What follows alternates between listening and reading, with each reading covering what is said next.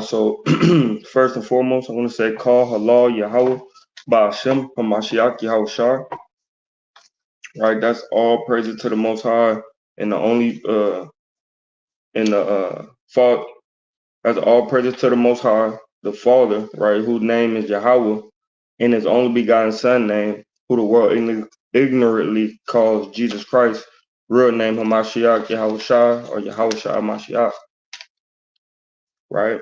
So today, man, we're gonna do the Torah portions like normal, right? We're gonna go through the Torah portions, and the Torah portions is starts in Exodus chapter 6 and verse number 2, right? And it reads, Lord willing, everybody open up their books, man, and get there, Exodus chapter 6 and verse number 2, and it reads, and Yahweh spake unto Moses and said unto him, I am Yahweh, and I appeared unto Abraham, unto Isaac, and unto Jacob by the name of Yahweh Almighty, but by my name, Yahweh, I was not known to them.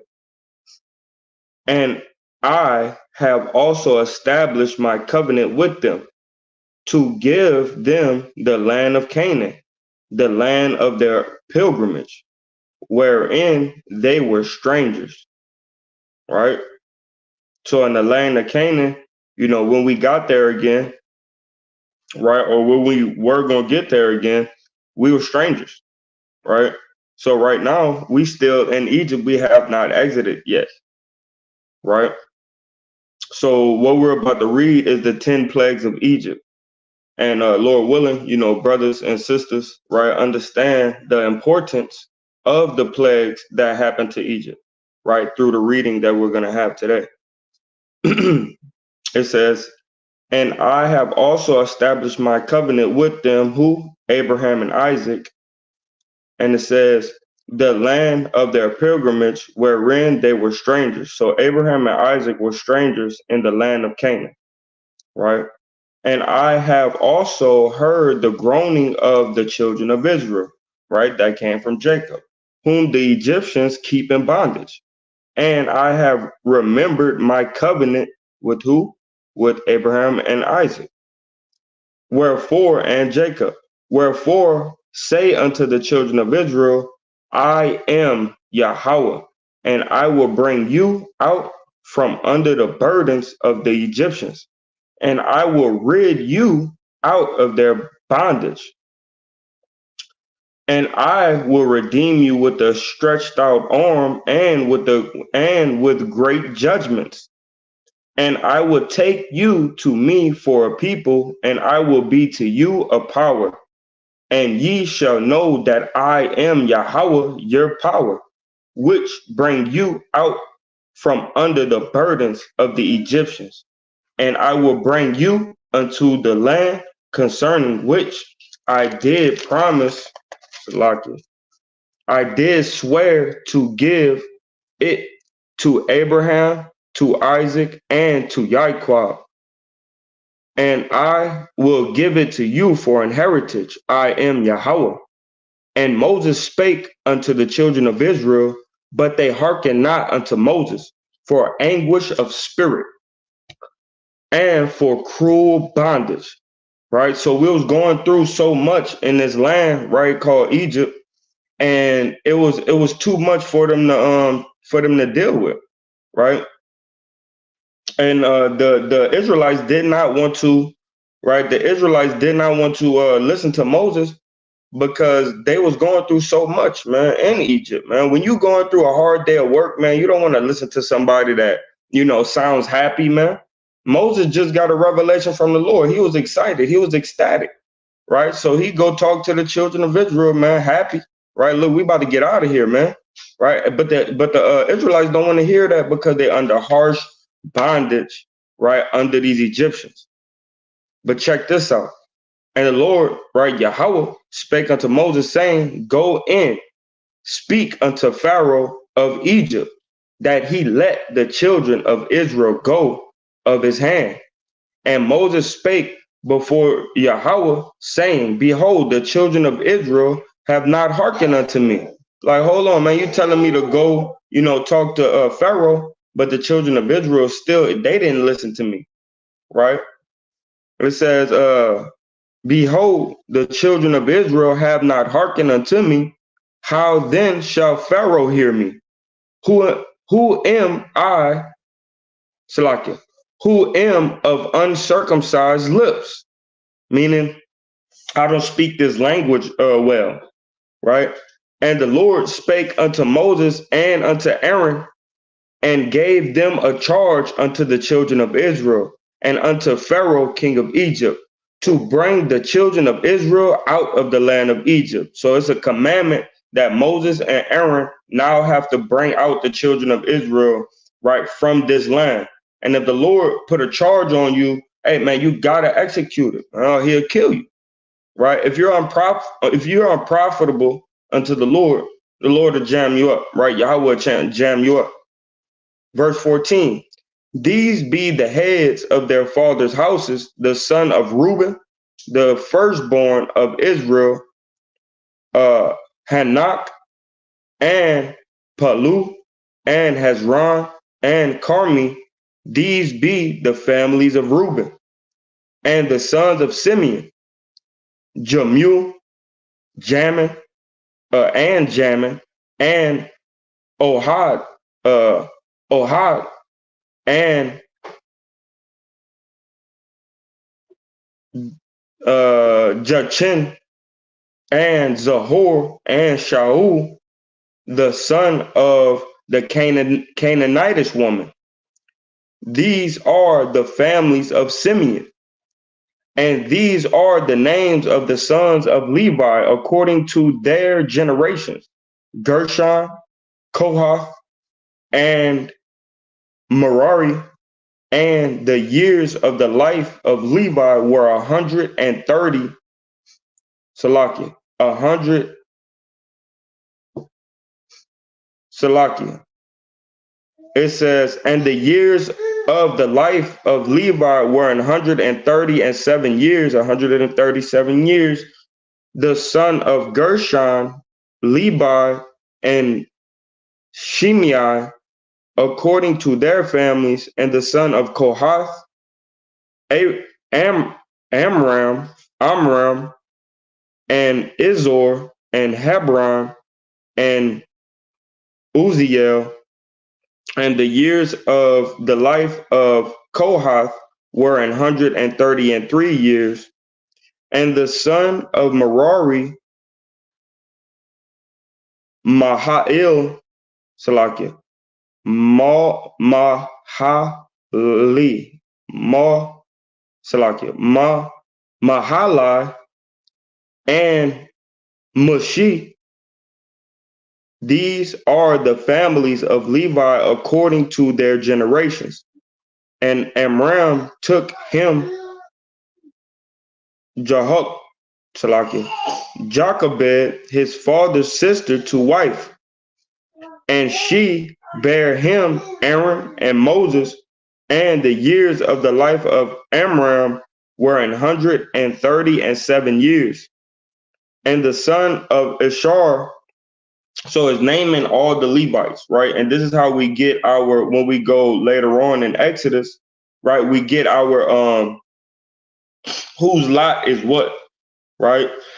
Like Kohath, the sons of Kohath, they have to move, the things in the temple, right? And certain things like that. So each son, right, their lineage have certain offices inside of the temple, right?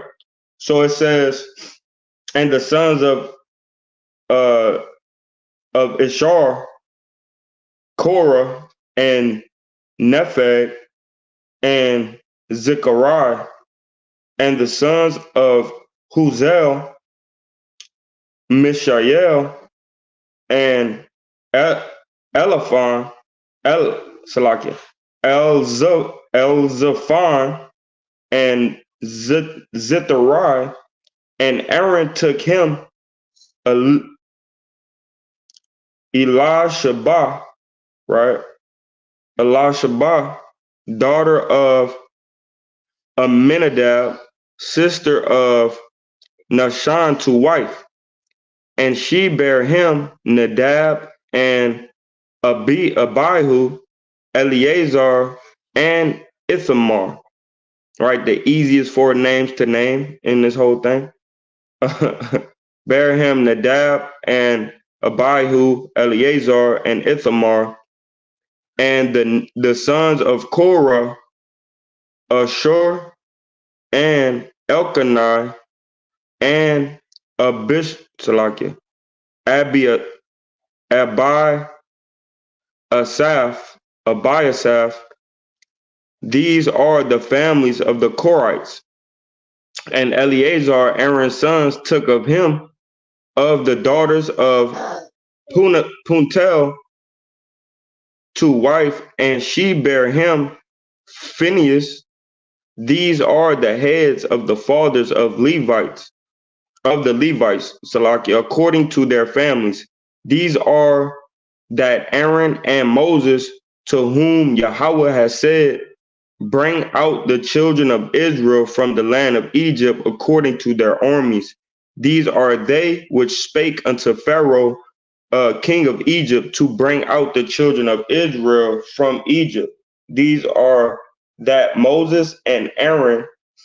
And it came to pass on the day when Yahweh spake unto Moses in the land of Egypt, that Yahweh spake unto Moses, saying, I am Yahweh. Speak thou unto Pharaoh the king of Egypt all that I say unto thee. And Moses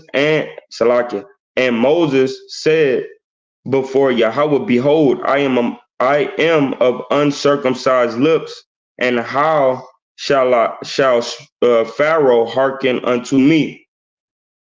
Right. So dropping down to chapter 7, right? And all that Yahweh said, the bar Yahweh with Nashemai, all that Yahweh said, we will do and hear. Right. So we see that the Lord, because earlier he told us to go into Pharaoh with the elders, right? Our elders is also named in those names as well, that went speak with Moses, right? Backing him up, speaking unto Pharaoh, right? And Moses has uncircumcised lips. Why? Because he been around the Hebrews, so he speaks Hebrew, and the Egyptian, the Canaanite language, right, was a little bit different. So for him to speak unto Pharaoh was a little different, right? And so now we're going to go into chapter 7, right? It says, and Yahweh said unto Moses, see, I have made thee a god to Pharaoh, and Aaron thy brother shall be thy prophet, right? So Moses is in the stead of a power, right? Like unto Yahweh, while Yahweh Shah, to where the miracles that he does, Pharaoh not going to have any choice but to listen to Moses, right? But Aaron is his prophet. He's the one that's going to tell Pharaoh what's going to happen before it happens, right? But Moses is going to be right there being that power, right, in the stead of a power in front of Pharaoh, right? So he's going to be the one to raise up the rod, to throw up the ashes, to do these different plagues, right, to where Pharaoh is going to look at Moses, right, as a god. Like when we read in the book of Daniel, you know, Mishael, the three Hebrew men, right? I always forget their names once I try to name them out. But just like how Nebuchadnezzar told him, right, told them, hey man, sure enough, your power is the power of all powers, right? Loosely paraphrasing, right, or just saying the story. But we're gonna read chapter 7, right? And the Lord spake unto Moses, and Yahweh spake unto Moses, see, I have made thee a god to Pharaoh, and Aaron your brother shall be thy prophet. Thou shalt speak all that I command thee, and Aaron thy brother shall speak it unto Pharaoh, right? So Aaron had to be more fluid in the Canaanite language, right, in the Egyptian language. And Salakia. And Aaron, thy brother, shall speak unto Pharaoh, and he send the children of Israel out of his land. And I will harden Pharaoh's heart and multiply my signs and my wonders in the land of Egypt. But Pharaoh shall not hearken unto you, that I may lay my hand upon Egypt and bring forth my armies and my people, the children of Israel, out of the land of Egypt by great judgments, right? So this is how he's going to deliver us out of Egypt, by great judgments, right? So reading on, it says, and the Egyptians shall know that I am Yahweh when I stretch forth my hand upon Egypt and bring out the children of Israel from among them. And Moses and Aaron did as the Lord commanded them, so did they. Right, Shalaki.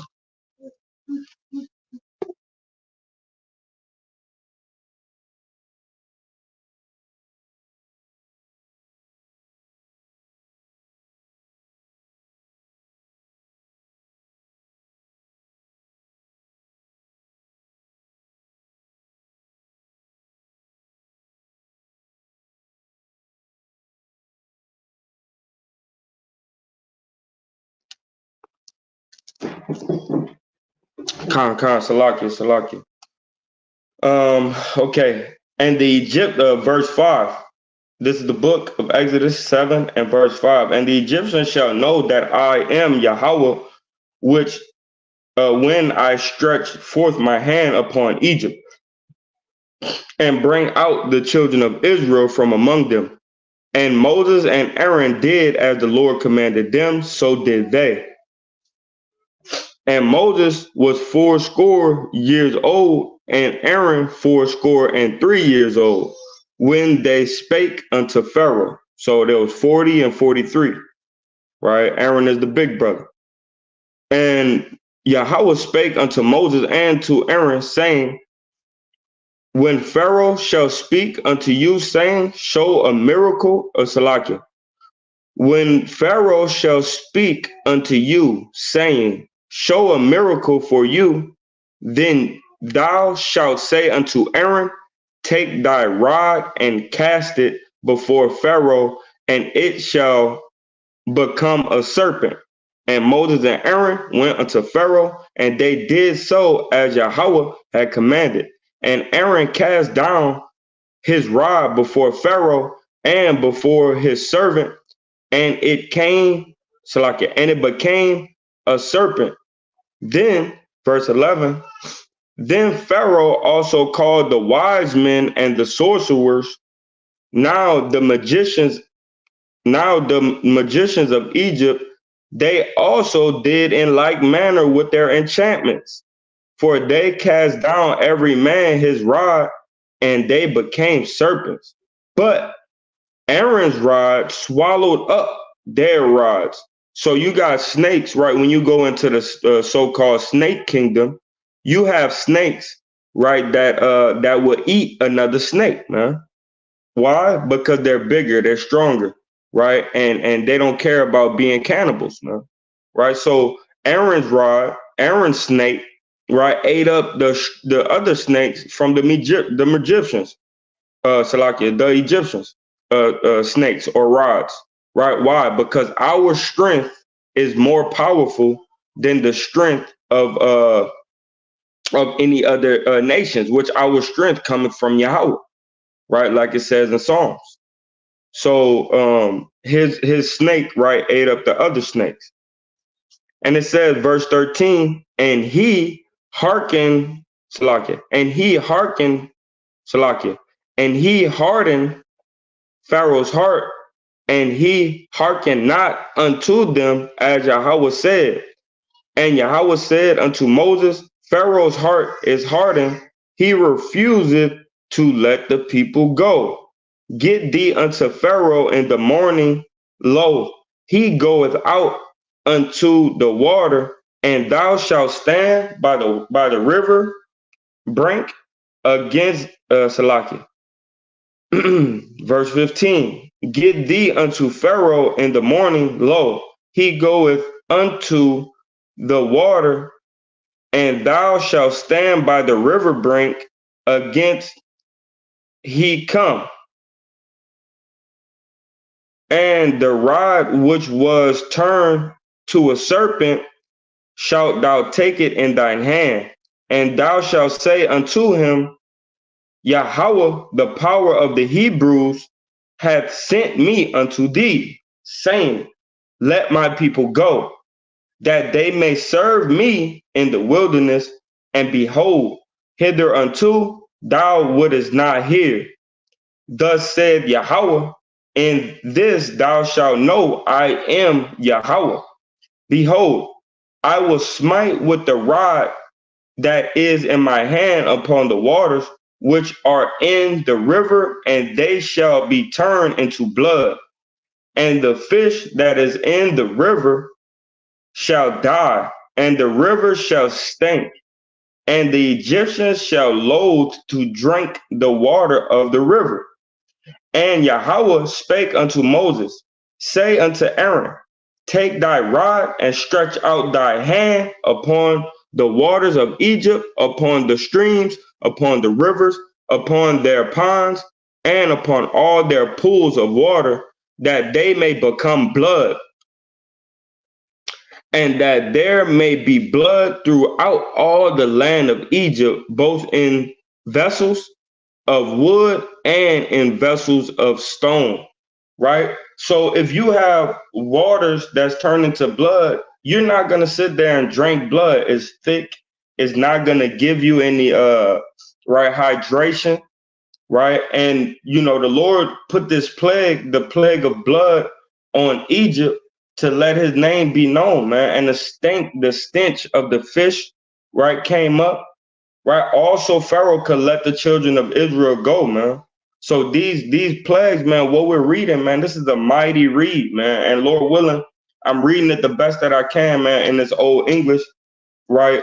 But Lord willing, y'all understanding what's going on and y'all reading with me, man. These are big things that Yahweh did unto the Egyptians, so that way he could let us go, the Pharaoh could let us go, right? So it says, and you got to think about it, even the water that you thought you had stored up in wood vessels and in like clay or earthen vessels, all that water as well turned into blood when he smit all the rivers, all the pools, all the ponds, right?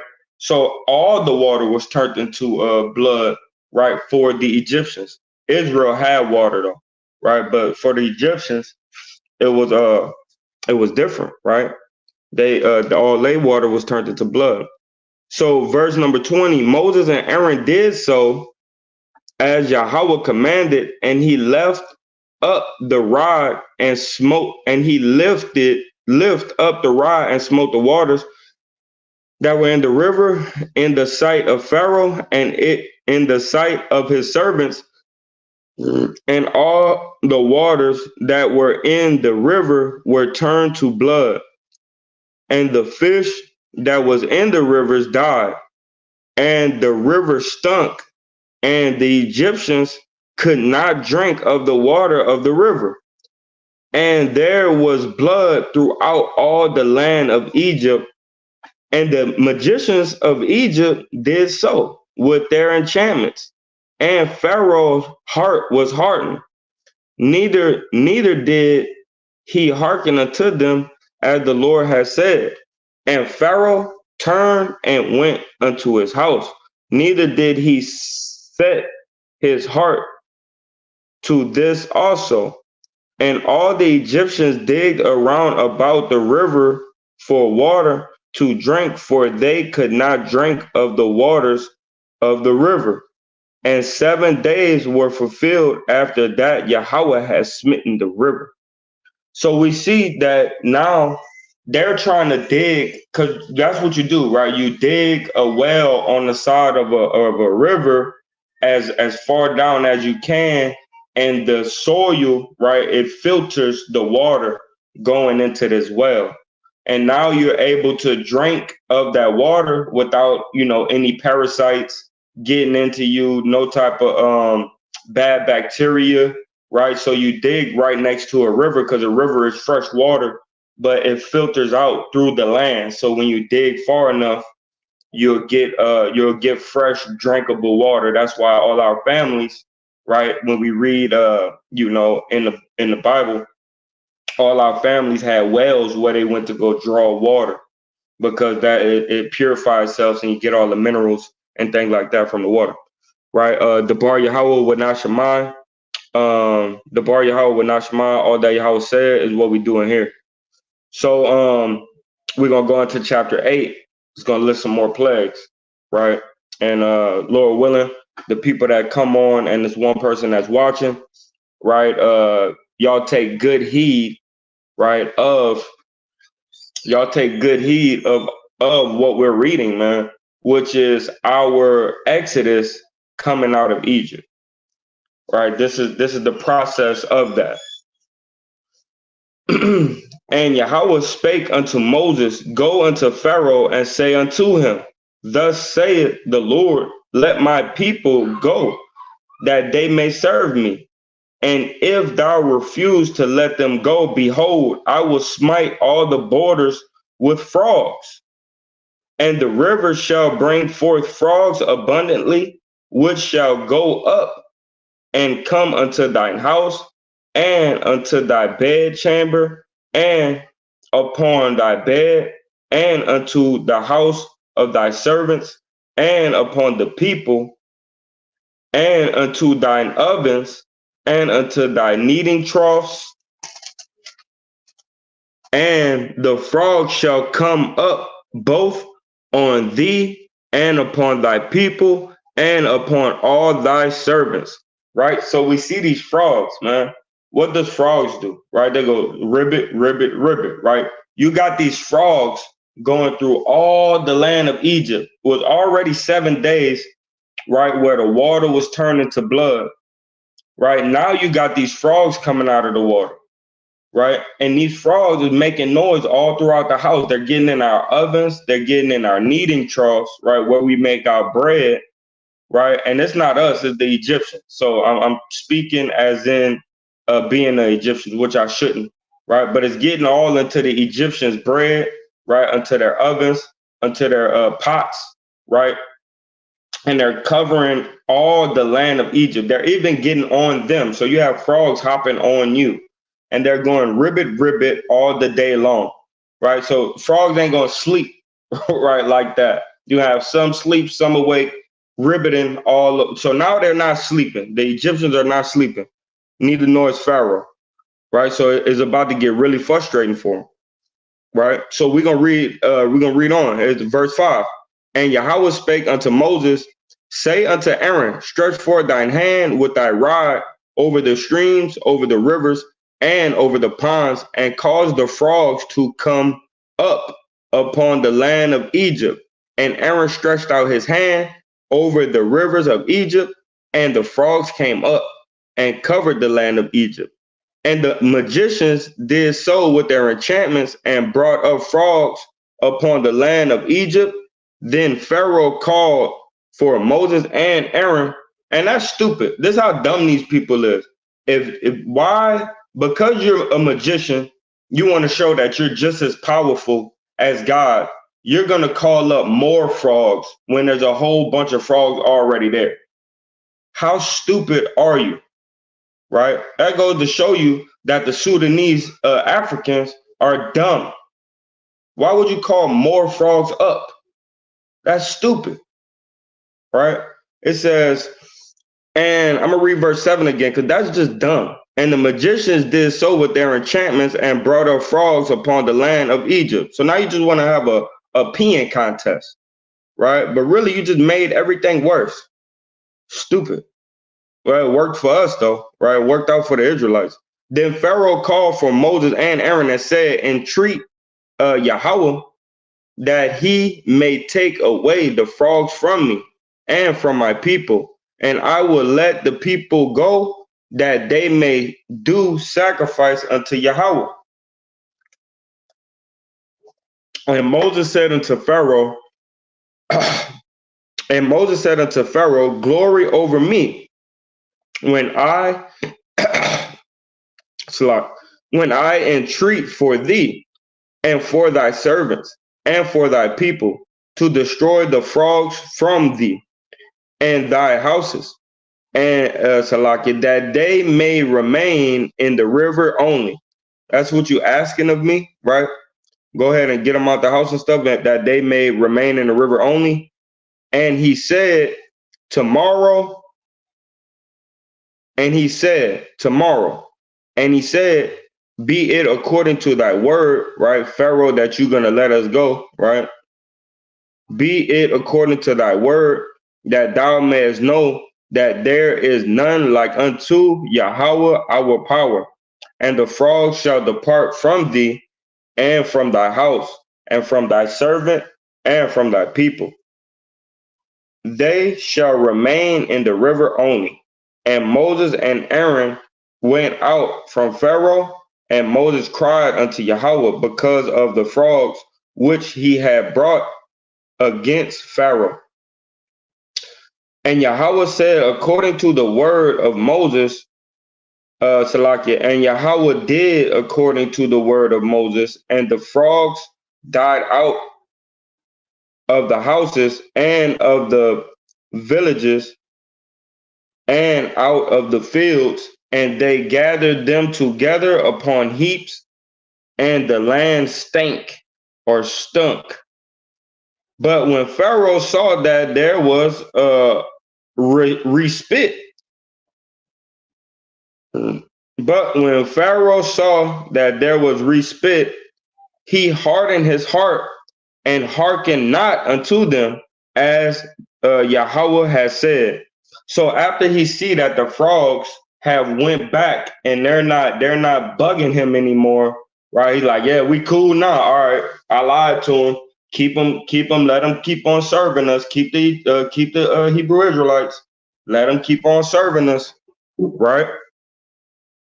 And it says, Salakia. So he hardened his heart, right? Again, and just like Yahweh has said. And Yahweh said unto Moses, say unto Aaron, stretch out thy rod and smite the dust of the land, and it may become lice throughout all the land of Egypt. So just take your rod and hit the ground. Boom. And then all the dust, right, gonna become lice. And they did so. For Aaron stretched out his hand with his rod and smote the dust of the earth, and it became lice. And in man and in beast, all in the dust of the land became lice throughout all the land of Egypt. And you know what's cold? Like in this time, man, Aaron and Moses just was listening to the Lord. Boom, whatever you say. Boom, whatever you say. Boom, whatever you say. But we know that there's an account where Moses hit the rock instead of speaking unto the rock. And that, that only had to be because the amount of pressure that he was under dealing with these dang Israelites. Right, but it's crazy because everything Yahweh said to Moses and Aaron, they just did it. Boom. All right, boom. So it's just dope that I'm reading this, and I hope y'all see what I'm saying. Right, verse 18. And the magicians did so with their enchantments to bring forth lice, but they could not. So there were lice upon man and upon beast. And why are these dumb as Egyptians still trying to do exactly what we could do with our power? Why are they so dumb? Right, but this time they couldn't make the dust lice, right? Because you just don't have the same amount of power as Yahweh, right? Then the magician said unto Pharaoh, this is the finger of Yahweh. And Pharaoh's heart was hardened, and he hearkened not unto them, as the Lord Yahweh has said. And Yahweh said unto Moses, rise up early in the morning and stand before Pharaoh. Lo, he cometh forth to the water. and say unto him, thus said Yahweh, let my people go, that they may serve me. Right? So you go meet him right where he going at to get water, right? And you tell him, hey, look, man, right? You know, that's how brothers do, man. Hey, look, you come back around here again, it's gonna be a problem. Right? You on the 30 Crip block. And hey man, look, man, you come on this block, man, it's gonna be an issue. Right? So Yahweh commanded Moses to do the same thing. Hey, look, man, we've been trying to tell you. The Lord said, hey, look, let his people go. Hey, man, if you don't do it this time, it's going to be an issue. Right? You already got 3 issues. You feel what I'm saying? You're about to get another one. Right? So, but it says, let my people go that they may serve me. Else, if thou will not let my people go, behold, I will send swarms of flies upon thee, and upon thy servants, and upon thy people, and unto thy house. And the house of the Egyptians shall be full with swarms of flies, and also the ground whereon they are. Right? And it's cold, because if the land was already stinking, right, from the fish, from the blood waters, right? If it was already stunk from the frogs, right? Yahweh, the flies was probably, and I'm just inserting my little mind, right? I'm not the sharpest tool in the shed, right? But he probably was holding the flies back, right? He probably had a shield up, right? And he was just holding the flies back from touching Egypt until he said, okay, you know what I mean? Don't listen this time. I'm gonna let all these flies loose. Yeah, but it's just funny, man, when you see Yahweh's works, man. Like Yahweh, man, he got a humor, man, for real, the way that he works. All right, so it says, right, unless he let these flies go. Says, and the house, I'm reading in 21 again, and the house of each of the Egyptians shall be full with swarms of flies, and also the ground whereon they are. And I will serve Salaki, and I will sever in that day the land of Goshen in which my people dwell, that no swarms. So he's gonna break apart. It's gonna be Goshen. That's not gonna get touched by the flies, but all of Egypt will. Right. And verse 22, and I will sever in that day the hand of the land of Goshen in which my people dwell, that no swarms of flies shall be there. So he had to put a protection or a border around us, right? Same way I'm talking about when he was when he was about to let the flies through. So it says, so the end thou mayest know that I am Yahweh in the midst of the earth. And I will put a division between my people and thy people tomorrow. Tomorrow shall this sign be. And Yahweh did so. And there came a grievous swarm of flies unto the house of Pharaoh, and unto his servant's house, and unto all the land of Egypt. The land was corrupted by reason of the swarm of flies. And Pharaoh called for Moses and for Aaron and said, go ye, sacrifice unto your power in the land. And Moses said, it is not meet so to do, for we shall sacrifice abominations of Egyptians to Yahweh our power. Lo, shall we sacrifice the abomination of the Egyptians before their eyes? And when he says their eyes, right, is going into the Alahayim, and will they not stone us? So when we sacrifice our sacrifices, we don't want our sacrifices to be with blemishes, right? The lice came upon the beast, the flies came upon the beast, right? So all the animals, right? Pretty much all the animals were abominable. They had blemishes on them, right? So now they need time to heal, right?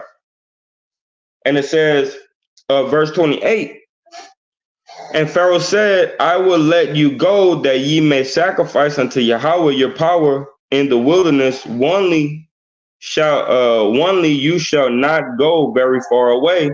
Entreat for me. Right? He said, you can't go too far in the wilderness, but I'm gonna let you go in the wilderness so you can sacrifice. There's a wooded area right there, 20 feet to the left. Go ahead and do it over there. Right? But that ain't what Yahweh wanted, and that ain't what he said. And Moses said, behold, I go out from thee, and I will entreat Yahweh that the swarms of flies may depart from Pharaoh and from his servants and from his people tomorrow. But let not Pharaoh deal deceitfully anymore in not letting the people go to sacrifice unto Yahweh. And Moses went out from Pharaoh and entreated Yahweh. And Yahweh said, according to the words of Moses, Salakia, and Yahweh did according to the word of Moses, and he removed the swarms of flies from Pharaoh, from his servants, and from his people. There remained not one. And Pharaoh hardened his heart at this time also, neither would he let the people go. Right? So it was inevitable, man. The Lord told Pharaoh, right, that this would happen, right? Yahweh told Pharaoh that he will harden his heart every time, man. Right? So it was inevitable, man. And you know what's crazy is that Moses and Aaron had to deal with this every time. So they like brother feel like, okay, this time he gonna do it. This time he gotta do it. You know what I mean? But the good thing about Yahweh is he already told Aaron and Moses, hey, look, it's not gonna happen, right? It's not gonna happen. He's not gonna let you go. So you just gonna have to deal with all these times of going plead unto Pharaoh, man. Right? And it ended up working, man. By his judgments, man, we became free. Right. Then the bar Yahweh will not shema, all the Yahweh says what we do and here. So chapter 9. Then Yahweh said unto Moses, go in unto Pharaoh and tell him, thus said Yahweh, the power of the Hebrews, let my people go, that they may serve me. For if thou refuse to let them go, and wilt hold them still, behold, the hand of Yahweh is upon thy cattle, which is in the field, upon the horses, upon the asses, upon the camels, upon the oxen, and upon the sheep. There shall be a very grievous murrain. All right, let's see what that is. Very grievous murrain. So I'm gonna read this verse 3 in the GNT. Right? This is the book of Exodus, chapter 9 and verse 3. And it says, I will punish you by sending a terrible disease on all your animals, your horses, donkeys, camels, cattle, sheep, and goats. Right? So it's going to be a horrible murrain going into a disease. Is going to send a horrible disease upon the cattle of the Egyptians. And Yahweh, reading back in the KJV, chapter 9, verse 4, and Yahweh shall sever between the cattle of Israel and the cattle of Egypt, and there shall nothing die of all that is the children of Israel. And Yahweh appointed a set time, saying, tomorrow Yahweh shall do this thing in the land.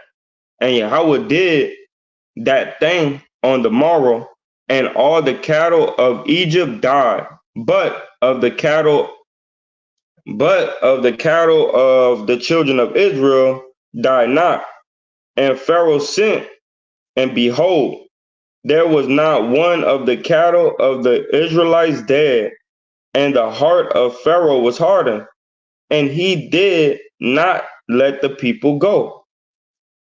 And the Lord Yahweh said unto Moses, And unto Aaron, take to you handfuls of ashes of the furnace, and let Moses sprinkle it towards the heaven in the sight of Pharaoh. And it shall become small dust in all of the land of Egypt, and shall be a boil break for, and shall be a boil breaking forth with blains upon man and upon beast throughout all the land of Egypt. Right, I'm gonna read this in the GNT. Read verse 9 in the GNT. It says, this is Exodus chapter 9, verse 9 in the GNT. They will spread out like fine dust. They will spread out like fine dust over all the land of Egypt, and everywhere they will produce boils and become open sores on the people and the animals. So the animals uh still going to be going through it, right? The animals of the Egyptians. And it says, so going back to the KJV, verse 10, 9 and 10, right? Exodus 9 and 10. And they took the ashes of the furnace and stood before Pharaoh, and Moses sprinkled it up toward heaven. And it became a boil breaking forth with blains upon man and upon beast. So it was boils and open sores upon man and upon beast. And the magicians could not stand before Moses because of the boils, right? So even the magicians got caught up with the boils and the blains, right? The open sores and the boils. For the boils was upon the magicians and upon all the Egyptians. And Yahweh hardened the heart of Pharaoh, and he hearkened not unto them, as Yahweh had spoke unto Moses. As Yahweh had spoken unto Moses, meaning he told him already that the Pharaoh wouldn't that he would harden Pharaoh's heart, he wouldn't listen. Verse 13, and the Lord Yahweh said unto Moses, rise up early in the morning and stand before Pharaoh and say unto him, thus said the Lord, thus said Yahweh, the power of the Hebrews, let my people go that they may serve me. For I at this time send all my plagues upon thine heart. For I, Salaki, verse 14, for I will at this time send all my plagues upon thy heart and upon thy servants and upon thy people, that thou mayest know that there is none like me in all the earth. So there's none like Yahweh in all the earth, right? Yahweh is the only power. And it says, verse 15, for now I will stretch out my hand and for now, verse 15, for now I will stretch out my hand that I may smite thee and thy people with pestilences. With pestilence, that thou shalt be cut off from the earth. And in very deed, and in very deed for this cause have I raised thee up. So he's telling Pharaoh, this is why I raised you up, for to show in thee my power. So I could show everybody of, the world of the earth, my power. And that my name may be declared throughout all the earth, that all nations around about you, right, will know that the God of the Hebrews is the one and only true God. Verse 17, as yet exalted thou thyself against my people, that thou will not let them go. Behold, tomorrow about this time I will cause it to rain a very grievous hail, such as had not been in Egypt since the foundations thereof, even until now. Send therefore now send therefore now and gather thy cattle and all that thou hast in the field, for upon every man and beast, right? So this is Yahweh speaking unto Moses, and this is how he want him to tell it to Pharaoh. But now he's speaking unto Moses for the Israelites in verse 19, right? Telling them to go get all their corn, all their animals, and bring them into their their barn houses, or into their actual house, so they could be safe, right? Verse 19: Send therefore now and gather thy cattle and all that thou hast in the field, for upon every man and beast which shall be found in the field and shall not be brought home, the hail shall come down upon them, and they shall die. He that feared the word of Yahweh amongst the servants of Pharaoh made his servants and his cattle flee unto the house. Oh, snap, Salakia. He was still speaking unto Pharaoh. My bad. Salakia.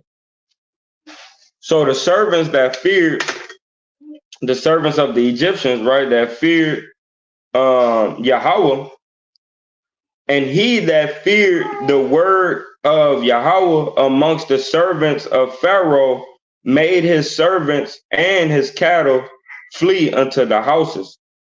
And he that regarded not the word of Yahweh left his servants and his cattle in the field,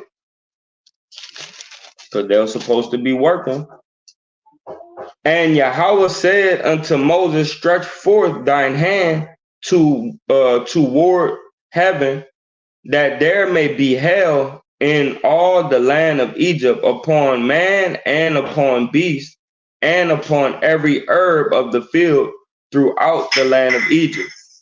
And Moses stretched forth his rod towards heaven, and the Lord sent thunder and hail and fire and rain among Salaki.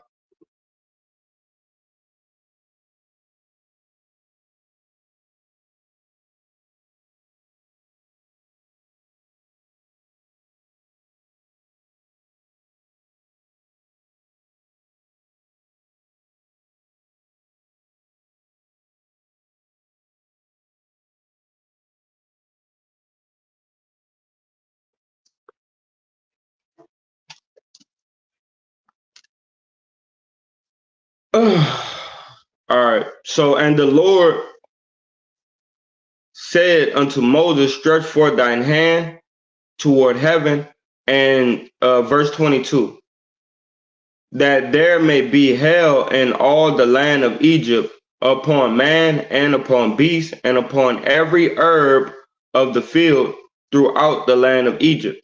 And Moses stretched forth his hand towards heaven, and Yahweh sent thunder and hail and fire and rain along Talakia. Sent thunder and hail and the fire rain along upon the ground. And the Lord Yahweh rained hail upon the land of Egypt.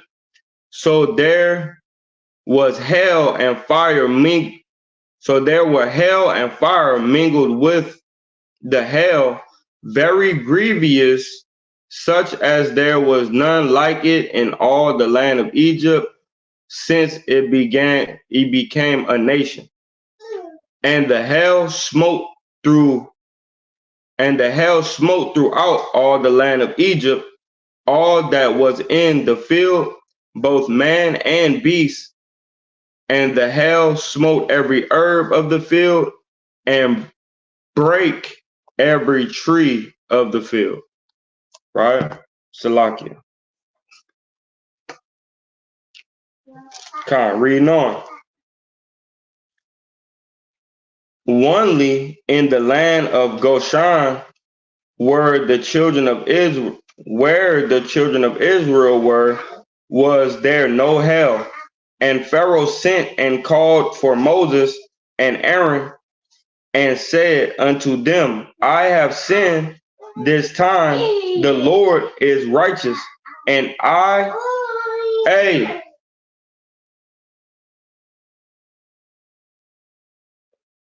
don't do that.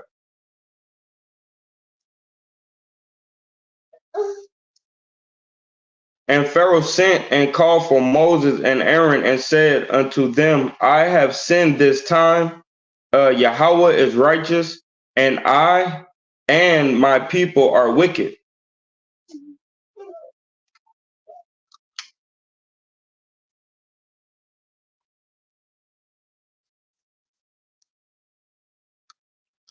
Entreat Yahweh, for it is enough that there be no more mighty thunderings and hail, and I will let you go, and ye shall stay no longer. And Moses said unto him, as soon as I am gone out of the city, I will spread abroad my hand unto Yahweh, and the thunder shall cease, neither shall there be any more hail, that thou mayest know how that the earth is Yahweh's. But as for thee and thy servants, I know that ye will not fear Yahweh, our power, and the flax and the barley was smitten, for the barley was the ear, and the flax was boiled. But the wheat and the rye were not smitten, for they were not grown up. And Moses went out of the city from Pharaoh and spread abroad his hand unto Yahweh. And the thunders and the hail ceased, and the rain was not poured upon the earth. And when Pharaoh saw that the rain and the hail and the thunderings were ceased, he sinned yet more and hardened his heart, and his and he and his servant Salakia. And the heart of Pharaoh was hardened, neither would he let the children of Israel go, as Yahweh has spoken by Moses. Right? The bar Yahweh and Nashama, all that Yahweh says, what we doing here. I'm gonna take about a 3-minute break. Y'all bear with me. Jump off, maybe get back on. I'm doing this by myself. I need to take a little bit of a break. And then we're gonna get right into the book of Ezekiel, chapter 28. And we will be starting at 25. Right? Shalom. Give me about 3 minutes. Let me get myself together.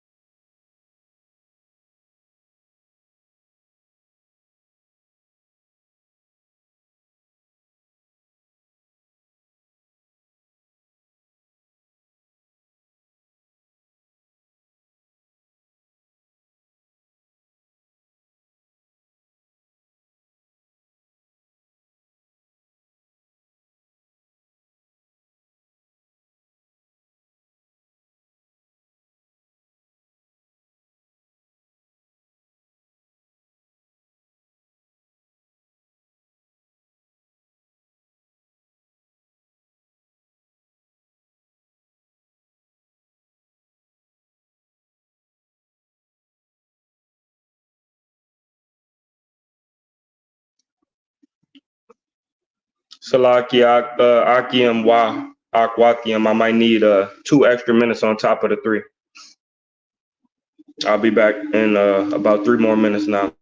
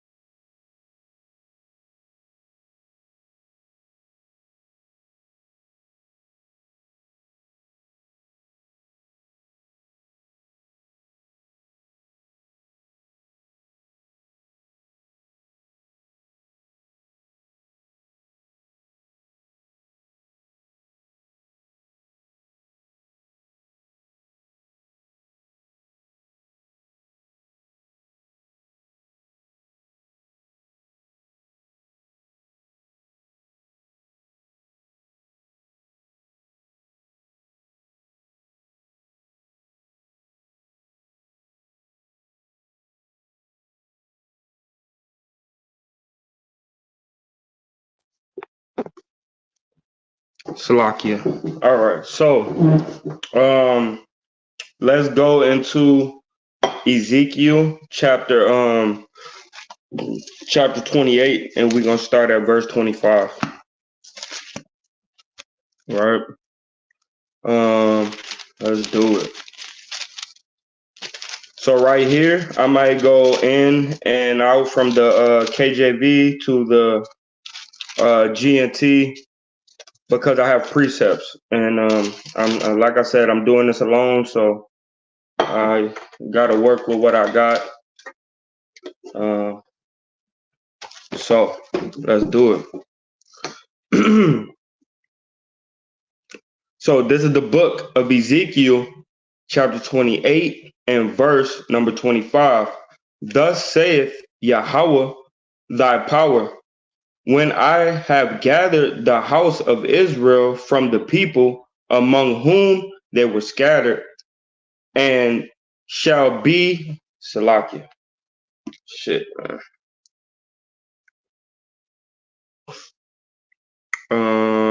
I'm just gonna use the GNT. All right, so this is the book of Ezekiel,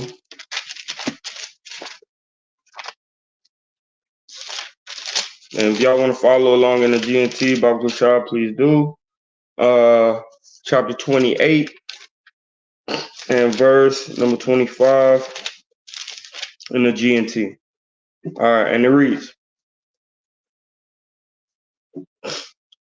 and it reads, the sovereign power Yahweh said, I will bring back the people of Israel from the nations where I have scattered them, and all the nations will know that I am holy.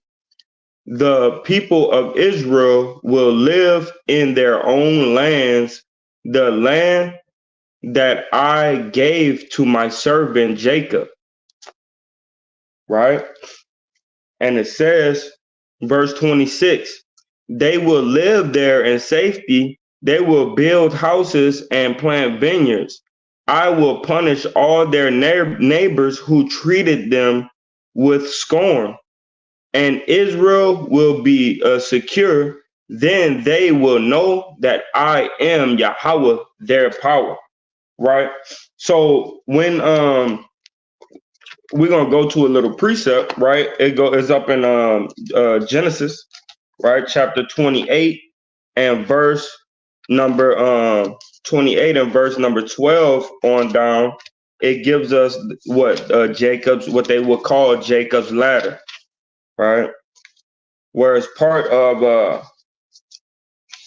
it's just a precept that's proven that he's gonna give that land back to Jacob again, back to Israel, right? So this is the book of Genesis, chapter 28 and verse number 12 in the GNT, and it reads, he dreamed that he saw a stairway reaching from earth unto heaven, with angels going up and coming down on it. And there was Yahweh standing beside him. I am Yahweh, the power of Abraham and Isaac, he said. I will give to you and to your descendants this land on which you are lying. They will be as numerous as the specks of dust on the earth. They will extend their territory in all directions. And through you and through your descendants will I bless all the nations. Remember, I will be with you and protect you wherever you go, and I will bring you back to this land. I will not leave you until I have done all that I have promised you. Right? So Yahweh has promised us that He's gonna bring us back unto our land, right? The land of Canaan, that He took from the wicked, made them build it up for us, took from the wicked and gave it unto the righteous, His righteous son, Israel. Right? So now we're going into chapter 29. This is the book of Ezekiel, chapter 29, from the top. On the 12th day of the 10th month of the 10th year of our exile, Yahweh spake to me. Yahweh spake to me, mortal man, he said, denounce the king of Egypt.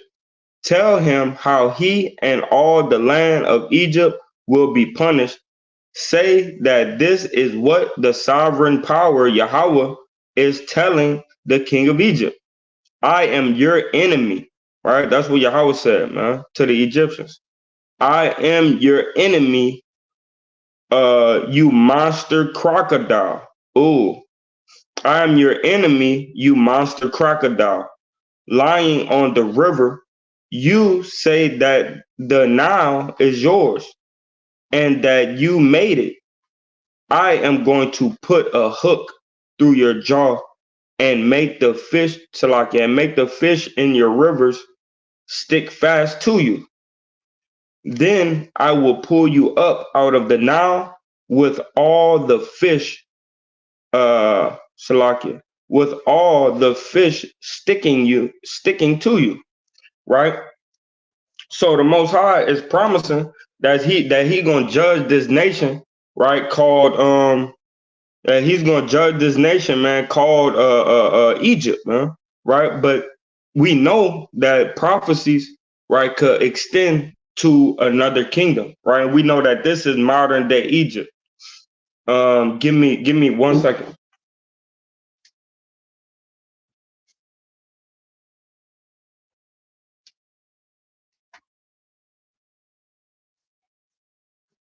And we know that this is modern day Egypt, right? So he's telling them, hey, look, man, I'm gonna put a hook through your jaw and make the fish in your river stick fast until you, right?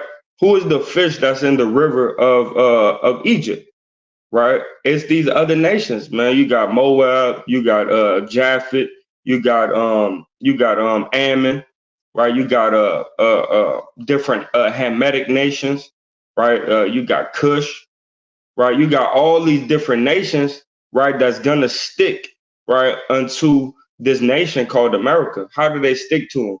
Through the police force, right? Through the army, right? Through the belief in their country over their own country, right? You got Kush would rather America make it than Ethiopia, right?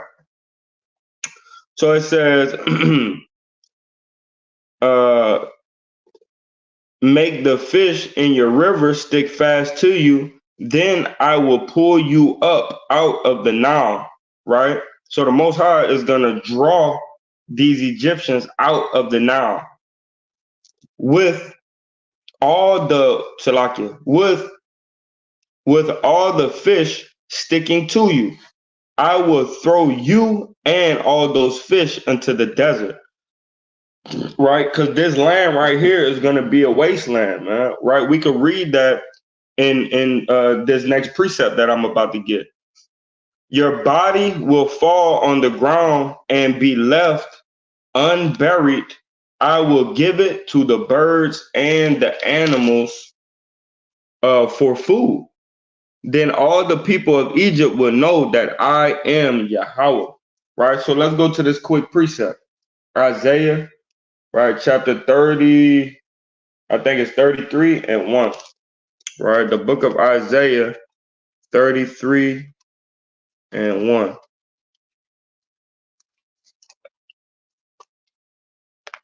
This is the book of Isaiah, chapter 33 and verse number 1.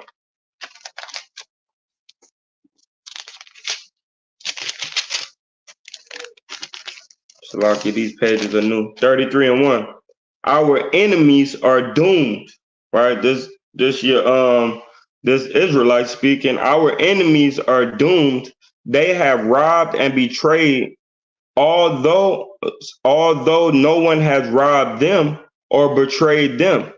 But their time to rob and betray will end, and they themselves will become victims of robbery and treachery.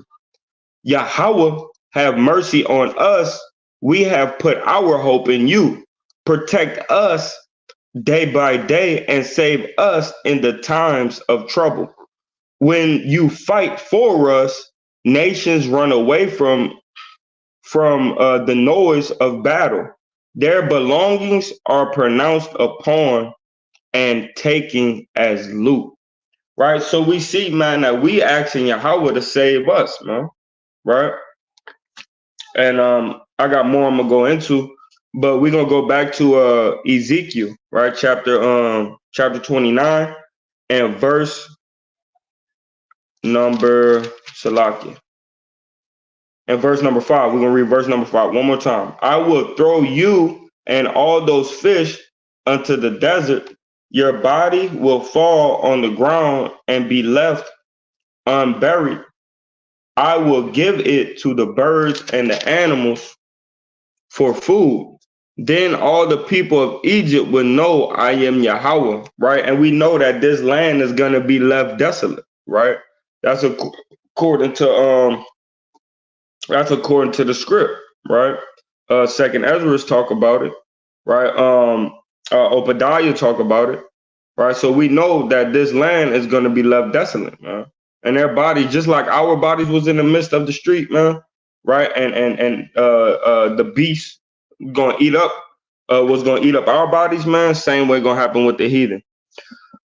So reading on verse 6, it says, Yahweh says the Israelites relied on you Egyptians for support, but you were no better than a weak stick. When they leaned on you, pierced, pierced their armpits and made them wrench their backs, meaning you whoop them right after you pierce them in the armpit to claim them, right? You whoop them in the back, man, right? And you whoop their backs. Now then, the sovereign Yahweh, I'm telling you that I will have troops attack you with swords and they will kill your people, right? So the Egyptians about to get killed, man. And the Lord going to send troops upon the Egyptians, right? And those troops, by Hashem Yahushua, is going to be the elect. It says, and they will kill your people and your animals. Egypt will become an empty wasteland, right? And what else land did he prophesy that to happen, man? Right? He prophesied that to happen to right the north, man. Right? Egypt will become an empty wasteland when you will know. I mean, Salakia, then you will know that I am Yahweh. So let's go to Second Ezra.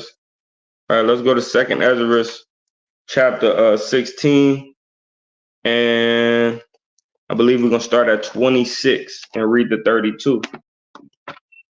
What Ezra said in this Bible? Salakia. Should be somewhere around the beginning.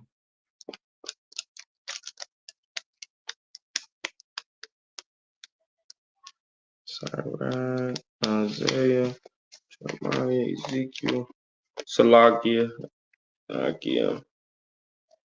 Ezekiel, and I'm gonna just get it in the KJV. So this one is gonna be in the KJV. We're gonna go to Ezra. I got it. I'm gonna get my red book. Ezra, Second Ezra, chapter 16 and verse number 26. The grapes shall ripen, and who shall tread them? For all places shall be desolate of men. Right. So you're gonna have stuff growing at this point in time, but nobody gonna be able to pick them and tread them to make wine. Right. Verse 27. So that one man shall desire to see another and to hear his voice, right? It's gonna be so desolate that you're gonna be ready to hear another voice, man. You'll be crying out for another voice, man, right? To hear another person's voice. And it says, verse 28, for a city there shall be 10 left, and 2 of the field, which shall hide themselves in the thick groves and in the clefts of the rocks, right? So we know that they're gonna go hiding in these bunkers, right? To try to get away from the elect and from Yahushua Mashiach. As in an orchard of olives upon every tree, there are left 3 or 4 olives, right? So an orchard is a thing that covers, right? That covers trees, right? You make this little building. You might see them when you got people that grow. It's like greenhouses, right? You got people that grow inside these greenhouses. You know, they have that little cover. And it says, verse 30, or as when a vineyard is gathered, there are some clusters of them that diligently seek through the vineyard. So you're gonna have, these plants, right? And they're gonna be trying to grow. Even so, in those days there shall be 3 or 4 left by them that search their houses with the sword. So then you're gonna have people ransacking houses, right? Meaning running into houses and trying to get anything they could get to eat, because this land gonna be desolate, right? And the earth shall be laid waste, and the fields thereof waxed old, meaning they drying out. And her ways and all her paths shall grow full of thorns, right? You ain't gonna be able to move around like that, because no man shall travel there through, right? So we see, that this land is going to be desolate, man, right? And we see that in multiple scriptures, right? But I thought I'd get that one in Second Ezra, right? And let's go back to Ezekiel chapter 29 and verse number Salakia, and verse number 9. Egypt will become an empty wasteland. Then you will know that I am Yahweh, because you said that the Nile is yours and you made it. I am your enemy and the enemy of your Nile. I will make all of Egypt an empty wasteland, from the city of Migdol in the north to the city of Aswan in the south, all the way to Ethiopia, or all the way to the Ethiopian border. No human being or animal will walk through it. For 40 years, nothing will live there. I will make Egypt the most desolate country in the world. For 40 years, the cities of Egypt will lie in ruins, ruins worse than those of any other city. I will make the Egyptians refugees. They will flee to every country and live among other people, right? And the modern day Egyptians is the Caucasians, right? So the Lord told us, I'm gonna do this thing unto the Egyptians for 40 years. Aren't we going to be in the wilderness for 40 years again? Right? So that way we could get proven again. It's called the second wilderness, right? So we see that the Lord is going to put things on hold while we getting ourselves back together as the 1/3, right? But the elect is going to be going into these cliffs and these rocks, finding these Edomites, right, and putting them to death, man, right? So verse 13, sovereign, the sovereign Yahweh says, after 40 years, I will bring the Egyptians back from the nations where I have scattered them, and I will let them live in southern Egypt, their origin home. There, they will be a weak kingdom, the weakest kingdom of all, and they will never again rule other nations, right? So the so-called Caucasian man is going to be the weakest of all the nations, right? And they shall never rule another nation. I will make them so unimportant that they will not be able to bend any other nation to their will, or or make them come to their will, do what they want them to do. Israel would never again depend on them for help. Egypt's fate will remind Israel how wrong it was to rely on them. Then Israel will know that I am Yahweh, the sovereign power. Verse 17. On the first day of the first month of the 27th year of our exile, the Lord Yahweh spake unto me, mortal man. He said,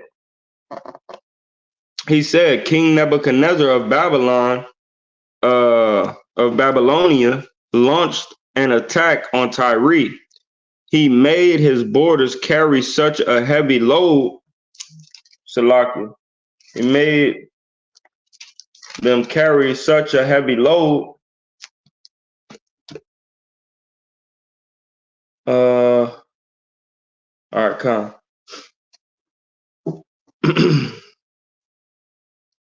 Such a heavy load that their heads were rubbed bald, and their shoulders were worn raw.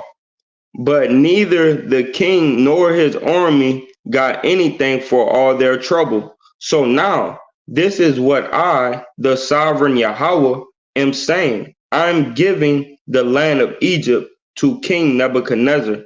He will loot and plunder it and carry off all the wealth of Egypt. As his armies pay, I am giving him Egypt in payment for his services, because his army was working for me. I am the sovereign power, right? I am Yahweh, Shalakia. For me, I, Yahweh, have spoken. When that happens, I will make the people of Israel strong and let you, Ezekiel, speak out where everyone can hear you, so that they will know that I am Yahweh. Right? So, and this goes into as well, this goes into Russia, right? Yahweh making Russia the mightiest nation with nuclear warfare to overcome America, right? It's the same way. Just like the Babylonians, Nebuchadnezzar overcame Egypt, right? It's the same way that Russia is going to overcome America, right? But at the end of the day, Israel's still going to be the top nation, right? We're going to come back in power and we're going to destroy the Russians as well. Not saying it's going to be Putin, right? Not saying that Nebuchadnezzar is Putin, right? But it could be Putin or whoever else comes after Putin or whoever else comes after that president. It will happen just like the Lord has said. And then so now when it says, I'm gonna read it in the KJV, right? Verse 21, Ezekiel 29:21. In that day, I will cause the horn of the house of Israel to bud forth, and I will give thee the opening of the mouth in the midst of them, and they shall know that I am Yahweh. Right? So we know what he's talking about, because in Egypt, right, what did he do for Joseph? Right? He brought Joseph out. He made Joseph be one of the I'm gonna just get it right quick. Genesis 41, right, 41 to 44. He made Joseph mighty, right, in the land of Egypt. This is the book of Genesis, chapter 41, and verse number 41. And Pharaoh said unto Joseph, well, I'm going to start at Salah. I'm going to start at 25 to 29. Genesis 41:25. And Joseph said unto Pharaoh, the dream of Pharaoh is one. Yahweh hath showed Pharaoh what he is about to do. Right? So we know that Joseph interpreted a dream for Pharaoh, and that's how he became wealthy and one of Pharaoh's right-hand man. Right? So it says the 7 good kind are 7 years, right? The good kind of what? The good kind of corn, right? The 7 good kind are 7 years, and the 7 good ears are 7 good kind. Salakia could mean something different, but it says, and the 7 good ears are 7 good years. The dream is one, right? So the 7 good kind, 7 good ears are both to show you about 7 good years. And the 7 thin and ill-favored kind that came up after them are 7 years. And the 7 empty ears blasted with the east wind shall be 7 years of famine.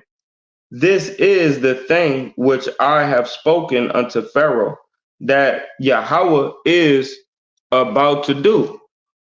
He showeth unto Pharaoh, behold, there come 7 years of great plenty throughout all the land, and there shall arise after them 7 years of famine, and all the plenty shall be forgotten in the land of Egypt, and the famine shall consume the land. Right? So then we drop down to verse number 41. Now that we have the context on what's happening and who interpreted the dream for Pharaoh, right, which is Joseph, we drop down to 41. It says, and Pharaoh said unto Joseph, I see, I have set thee over all the land of Egypt, right? I'll put you above on all the land of Egypt.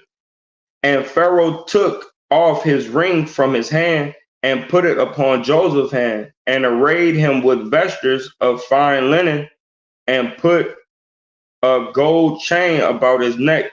And he made him to ride in the second chariot which he had. Right, so he's riding in the second chariot right behind Pharaoh. Right, so when they come out and they kind of praising Pharaoh, Joseph right behind them, like, yeah, he's getting his little bit of praise too. And they cried before him, bowed the knee, and he made him ruler. All Salakia over all the land of Egypt. Right. So now Pharaoh and the people that's under him, he commanded the other people bow down, bow the knee, and he made him rule right in the land of Egypt, just like I was talking about. And Pharaoh said unto Joseph, I am Pharaoh, and without thee shall no man lift up his hand or foot, and in all the land of Egypt. So we know that he had now put Pharaoh in a high space, right? He have now put Joseph in a high place. So it's the same way when we read in Ezekiel how Israel is going to be exalted in the midst of Egypt, right?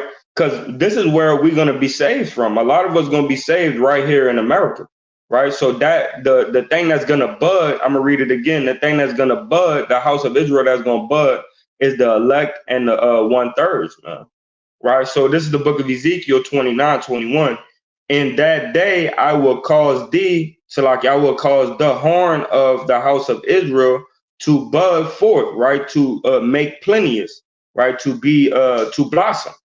And it says, and I will give thee the opening of the mouth in the midst of them, right? Something is going to be made known in the midst of Egypt, man. What is that going to be? Hey, man, that's those people that we had one day in derision, right? Why they getting raised up and we still here, and the nukes is on the way, right? So these things, the Most High is going to do again, man, right? And it says, and they shall know that I am Yahweh. So those same people that had the Israelites in derision, those people going to know, right, that Yahweh is the Most High God, the power of the Hebrews, man, of the Israelites, right? So with that being said, we're going to go ahead and move on to Luke, right? We're going to Luke chapter 11 and verse number 14. And we'll be reading to verse number 22. Right, so this is the book of Luke, chapter 11, and verse number 14, and it reads, and he was casting out a devil, and it was dumb. Right, and it was done. And it came to pass when the devil was gone out, the dumb spake, and the people wondered. Right. So just like the Most High, right? Yahushua through the hand of the Most High cast out those devils from out of that evil that man. Right. It wasn't the man that was evil; it was the demons that was evil. But he cast out those devils, right? And that man became whole, man. That man became he's not an astonishment anymore. He's a different type of astonishment. That damn, that dude, the people of God could look like that, right? You know what I mean? So they don't think that the people of God could look like us as black and brown folks, right? They don't believe that the people of God could look like us, right? But they're going to see in the last days that the children of God is those people that they had in captivity and did disgustingly, right? So I'm gonna read verse 14 again. And he was cast to like it, and he was casting out a devil, and it was done. And it came to pass when the devil was gone out, the dumb spake, and the people wondered. But some of them said, how cast it out, Salakia? But some of them said, he casteth out devils through Beelzebub, the chief of the devils.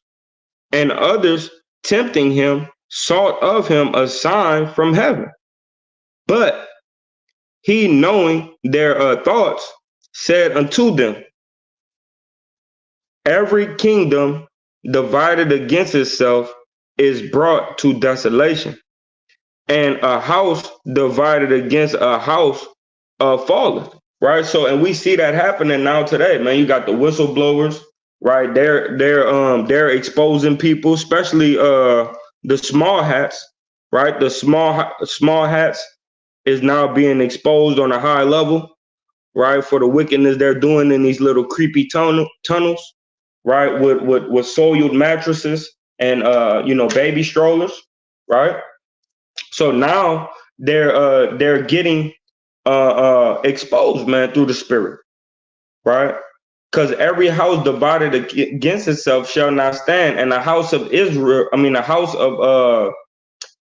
of Esau, right, is Great Britain, right, is Russia, Europe, uh, uh, uh, uh, all these damn places, Palestine, America, Colombia, all these dang places, right, is ruled by the so-called white man, Esau, Edom, Idumean, right?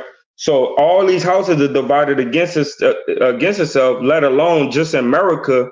In America, right? You got Whitey, right? You got Esau, right? Against Esau, man. They're exposing the head elites, man. Right? You got Epstein Island just got exposed, right? So a house that's divided against itself shall not stand. That's why Israel is so jammed up, man. Right? It's because we do not stick together, man. Right? And once we start sticking together like we're doing now, right, we overthrow the people that overthrowed us, man. But through the spirit, when we get our kingdom back, they'll never come back in power. And we just read that up in Ezekiel and up in Ezekiel, right? And so now we're going to read on verse 18 in Luke chapter 11, verse 18. If Satan also be divided against Satan himself, how shall his kingdom stand? Right. So if I'm the chief of the devils and I'm doing miracles for the Lord, how in the hell am I gonna stand? Right. So he's basically asking them rhetorical questions, right? So he says, how, Salaki, I'm going to start at the top of 18. If Satan also be divided against himself, how shall his kingdom stand?